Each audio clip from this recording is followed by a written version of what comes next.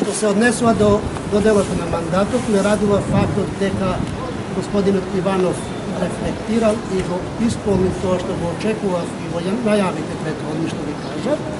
Со тоа во крајна инстанца придонесува да не се ствара лоша пракса во парламентарниот живот во смисла на одлучување индивидуално нечија волја сака и не сака да исполнува обврски, но верувам че има време додека е надвор од државата со ладна глава да размисли колку он со своите поставки, односно непоставки, допринел кон состојбата во земјата во смисла на оно што се случи 20 април и веројатно ќе рефлектира по односно тоа да се освести више да не се упушти ни он, ниту било кој друг носител на јавна државна функција да не превзема обврски кои што не го припаѓаат по закон и устав и сметам дека е ово патот кој што се отвара и формално сите оние легални процедури што се добитува да се довршат на факт што доликува на парламентарна демокрација. Кога седница кажале седницата? Сега седницата зависи од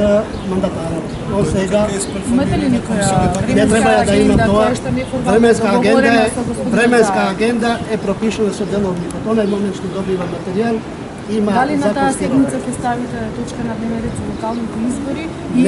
Не може на таа седница точка за локални избори. Добро, паралелно реков. Паралелно ќе одат две седници и тоа е дозволено. Дали се слушате телефонски со некој од пратениците на ВМРО? Јас кажав и предходно И кој е фидбекот од таму? Јас кажав и предходно сите мостови не сум ги срушил пред себе, сум оставил можноста и пред себе да имам мост и по себе да имам мост за да можам да комуницирам со сите што треба да се комуницира. Јас сум председател на собранието и не можам да се однесувам како личност, како што смета некој, но председател на собранието соодветно сум оставил можноста и мост за комуникација и таа комуникација постои и соодветно има одговори кон обврските што